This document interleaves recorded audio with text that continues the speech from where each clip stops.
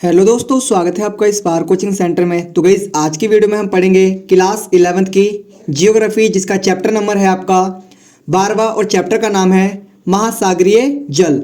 तो गाइस ये इसका पार्ट 1 है, पार्ट 2 बहुत जल्द अपलोड करवा देंगे। साथ ही साथ मैं आपको बता दूं, यहाँ पर हम जियोग्राफी के साथ साथ आपको political science, history, English, Hindi, लगभग ऑलमोस्ट जो भी आपके सब्जेक्ट्स हैं आर्ट्स के 11th क्लास के, वो सारे करवा रहे हैं। और अभी से चैनल को सब्सक्राइब करके रख लेना, क्योंकि 12th क्लास में आपको इंग्लिश भी सिखाई जाएगी और पूरे सब्जेक्ट भी पढ़ाए जाएंगे। और साथ ही साथ जो CUT है, यानी कि जो बच्चे रेगुलर कॉलेज करना चाहते हैं उनके लिए एक CUET एक कोर्स होता है, उसकी भी हम प्रिपरेशन करवाएंगे आपको 12th क्लास के बिगिनिंग से। ठीक है, तो जस्ट आपको करना क्या है, आप लोगों को चैनल को अभी से सब्सक्राइब कर लेना है, ताकि कहीं ना कहीं आने वाले टाइम में आप हमारे साथ जुड़े रहें। और जो बच्चे BA करेंगे उनके लिए भी यहाँ पर कुछ ना कुछ अलग चैनल खोलकर उनके लिए भी कुछ ना कुछ चीज़ें करने की कोशिश रहेगी। कहने का मतलब ये है कि अभी से हमारे साथ बने रहें, ताकि आने वाले समय में आपको और भी बेनिफिट मिल सके हमारे चैनल के माध्यम से।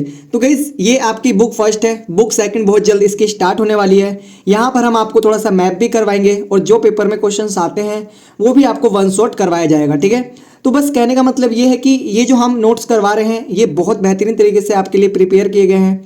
आप इसको एक बार पूरा पढ़िए, ठीक है, और अच्छे से पढ़ाई करिए और 11th क्लास में बहुत अच्छे मार्क्स लेकर आइए और पास हो जाइए। ठीक है, तो चलिए स्टार्ट करते हैं आगे वीडियो।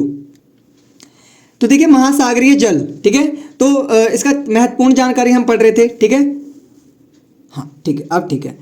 तो देखिए पहला दिखा रखा है, यह है मग्न तट और महासागरीय नितल के बीच का भाग है। महाद्वीपीय मगन तट के छोर पर ढाल तीव्र हो जाते हैं, इसे ही महाद्वीपीय ढाल कहते हैं। कि महाद्वीपीय ढाल होते क्या है, तो महाद्वीपीय ढाल क्या होते हैं, जो तट और महासागरीय जो नितल के बीच का जो भाग होता है, मतलब कि जहां पर नदी एकदम पहुंचने वाली होती है, नदी समुद्र में मिलने वाली होती है, उससे जो पहले का जो भाग होता है ना, उसे ही क्या कहा जाता है, महाद्वीपीय ढाल कहते हैं। ठीक है, जहां पर जो जो जो नदी की जो गति है वो तीव्र नहीं रहती, ठीक है, धीमी हो जाती है।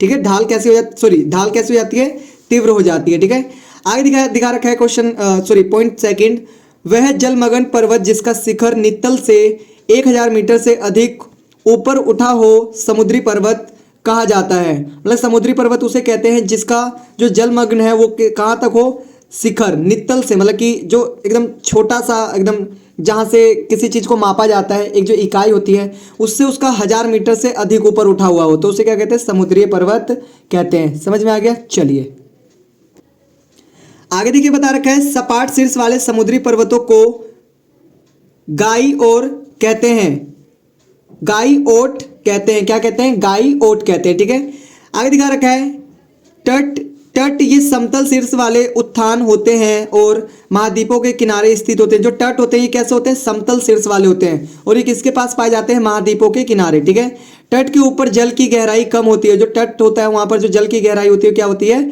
कम होती है, फिर भी नौ संचालन के लिए पर्याप्त होती है, और ये नौ संचालन के लिए क्या होती है, पर्याप्त होती है।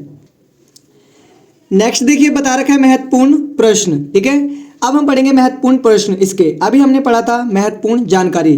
तो गाइस मैं आपको बता दूं, यहाँ पर पॉलिटिकल, हिस्ट्री, ज्योग्राफी, मतलब ज्योग्राफी तो करवा रहे हैं, इंग्लिश, हिंदी सभी के आपको यहाँ पर नोट्स मिल जाएंगे। तो मैं आपको बार बार सजेस्ट करूँगा कि आप ट्राई करें कि ज़्यादा से ज़्यादा चीज़ों को पढ़ने की कोशिश करें। ठीक है, और 3 से 4 बार वीडियोज़ को देखिए, बार बार वॉच करिए, या तो लिख लीजिए इनको। ठीक है, PDF रिलेटेड कोई इशू हो तो आप 817898 पे कॉल कर सकते हैं। और कुछ भी इशू हो तो आप, PDF रिलेटेड इशू हो, स्टडी रिलेटेड हो, तो आप बिल्कुल कॉल करके पूछ सकते हैं और अपनी जो क्वेरी है उसको सॉल्व करवा सकते हैं।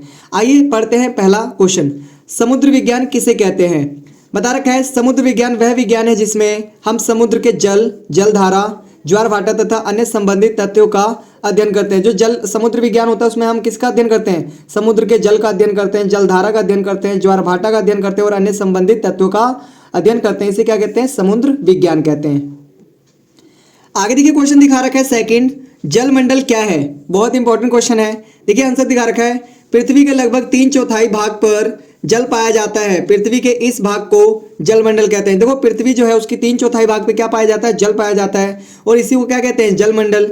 इसमें महासागर, समुद्र, नदियाँ, झीलें, हिमनद, भूमिगत जल तथा वायुमंडल में उपस्थित जल वाष्प शामिल होते हैं। इनमें ये सारी चीजें क्या है? शामिल है, मतलब जलमंडल में ये सारी चीजें क्या है? शामिल है। ठीक है, आगे देखिए क्वेश्चन नंबर 3 दिखा रखा है, प्रमुख महासागरों के नाम बताओ। जो प्रमुख महासागर है उनके नाम बताने हैं। पहला दिखा रखा है प्रशांत महासागर, दूसरा अटलांटिक महासागर, तीसरा हिंद महासागर, चौथा आर्कटिक महासागर, और पांचवा दिखा रखा है दक्षिणी हिम महासागर। ठीक है, तो 5 महासागरों के नाम बता रखे हैं, याद कर लीजिएगा। पेपर में हो सके मैपिंग के द्वारा आ सकता है या फिर इस टाइप का पूछा जा सकता है। ठीक है, नेक्स्ट क्वेश्चन आपका 4th, पृथ्वी को नीला ग्रह क्यों कहते हैं? जो पृथ्वी है अपनी उसको नीला ग्रह क्यों कहा गया है? आइए देखते हैं।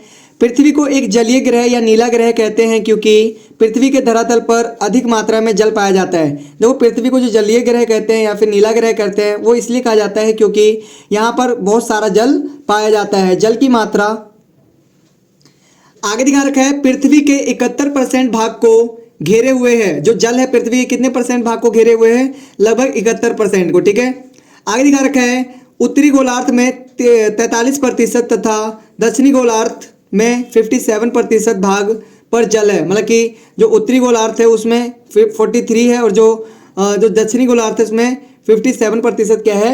जल है। ठीक है, तो ये क्या है? घेरे हुए है। ठीक है, मतलब कि जो पृथ्वी है उस पर पूरे पे अगर देखा जाए तो लगभग 71% किससे घिरा हुआ है? आपका पानी से ही घिरा हुआ है। ठीक है, नेक्स्ट क्वेश्चन है आपका, क्वेश्चन दिखा रखा है 5वां, महासागरीय गर्त क्या है? महासागरीय गर्त क्या है? आइए देखते हैं। महासागरीय नितल पर स्थित पतले और गहरे अवनमन को खाई या गर्त कहते हैं। मतलब जो गहरे गहरे अवनमन होते हैं उसे क्या कहते हैं? गर्त या फिर खाई कहा जाता है। ये समुद्र की तली पर इधर उधर बिखरे हुए होते हैं। ये महासागरों के 2% भाग को घेरे हुए हैं। ये प्रशांत महासागर में अधिक है। मेरियाना गर्त सबसे गहरा गर्त है। पेपर में बहुत बार क्वेश्चन आ गया है कि जो मेरियाना जो गर्त है वो कहाँ पर स्थित है, तो आपको बताना पड़ेगा। ठीक है, जैसे यहाँ पर देखिए बता रखा है महासागरीय गर्त, जो खाई वगैरह होती है ना, मतलब कि जो पतले और बहुत ज़्यादा गहरे महासागर में जो बहुत सारे गहरे गहरे जो एक तरीके से खाई गड्ढे कह सकते हो वो होते हैं ना, उसे क्या कहते हैं? उसे महासागरीय गर्त कहते हैं। ठीक है, और ये सबसे जो ज़्यादा है वो कहाँ पर है? प्रशांत महासागर में है, और जो सबसे गहरा है वो कहाँ है? मेरियाना में। ठीक है, मेरियाना गर्त है। समझ में आ रही है बात? चलिए आगे देखिए, क्वेश्चन नंबर 6 है, महासागरीय जल की लवणता से क्या तात्पर्य है? जो महासागरीय जल है उसकी जो लवणता से क्या तात्पर्य है, आइए जानते हैं। बता रखा है आंसर, लवणता समुद्र का जल खारा होता है। जो लवणता समुद्र का जो जल होता है वो कैसा होता है? खारा होता है। ऐसा उसमें उपस्थित लवणता के कारण है। जो उसमें लवणता है ना उसके कारण ही क्या है? वहाँ का जल जो खारा है। इसका परिकलन 1000 ग्राम 1 किलोग्राम समुद्र जल में घुले हुए नमक की मात्रा ग्राम द्वारा व्यक्त किया जाता है। इससे प्राय प्रति 1000 ग्राम या पीपीटी के रूप में व्यक्त किया जाता है। जो यहाँ पर क्या है? जो महासागरीय जल की लवणता है उसके कारण क्या होता है? उसके कारण जो पानी होता है वो खारा होता है। ठीक है, और वो हर जगह अलग अलग होता है। ठीक है, हर जगह उसकी जो मात्रा होती है वो अलग अलग होता है। समुद्रों में भी क्या है? थोड़ा सा अलग अलग है, जिसके कारण कहीं का पानी बहुत ज़्यादा खारा है, कहीं का थोड़ा सा कम है, ऐसा है। ठीक है, आगे देखिए दिखा रखा है क्वेश्चन नंबर 7वां, महाद्वीपीय ढाल की मुख्य विशेषताओं को स्पष्ट कीजिए। जो महाद्वीपीय ढाल है उसकी जो मुख्य विशेषता है उसको स्पष्ट करना है। तो पहला दिखा रखा है, महासागरीय बेसिनों तथा महाद्वीपीय निमग्न तट के मध्य स्थित भाग को महाद्वीपीय ढाल कहते हैं। ठीक है, आगे दिखा रखा है दूसरा, इसकी प्रवणता 2 डिग्री 5 के मध्य होती है। ठीक है, इसकी जो प्रवणता होती है क्या होती है? 2 डिग्री 5 के मध्य होती है। इसकी गहराई 200 से 3000 मीटर के बीच होती है। इसकी जो गहराई होती है कितनी होती है? 200 से 3000 मीटर के बीच होती है। ये हम बात करें महाद्वीपीय ढाल की। ठीक है, ये क्या कहलाते हैं? महाद्वीपीय ढाल कहलाते हैं। ठीक है, नेक्स्ट दिखा रखा है, इसका किनारा महाद्वीपों की समाप्ति को इंगित करता है। जो इसका किनारा होता है वो किसको इंगित करता है? वो बता रहा होता है कि ये जो महाद्वीप है ये आखिरी महाद्वीप है। ठीक है, नेक्स्ट देखिए बता रखा है, इसी प्रदेश में कैनियन एवं खाइयाँ दिखाई देती हैं। इसी में क्या दिखाई देती है? कैनियन दिखाई देती हैं और खाइयाँ दिखाई देती हैं। समझ में आ रहा है? ये क्या होती है? सारी महाद्वीपीय ढाल की विशेषताएं हैं। आगे देखिए बता रखा है, महाद्वीपीय 8वां क्वेश्चन, महाद्वीपीय मग्र तट किसे कहते हैं? जो महाद्वीपीय मग्र तट होते हैं वो होते क्या हैं, आइए देखते हैं। तो गाइज ये वाली जो वीडियो है आपको पार्ट सेकंड वो बहुत जल्द मिल जाएगी, तो बने रहे चैनल के साथ। अभी तक चैनल को सब्सक्राइब नहीं करा है तो चैनल को सब्सक्राइब कर दें, साथ ही साथ बेल आइकन हिट कर दें ताकि आपको किसी भी टाइप की कोई भी प्रॉब्लम ना हो। मिलते हैं फिर नेक्स्ट वीडियो में, तब तक के लिए टाटा बाय बाय, जय हिंद जय भारत।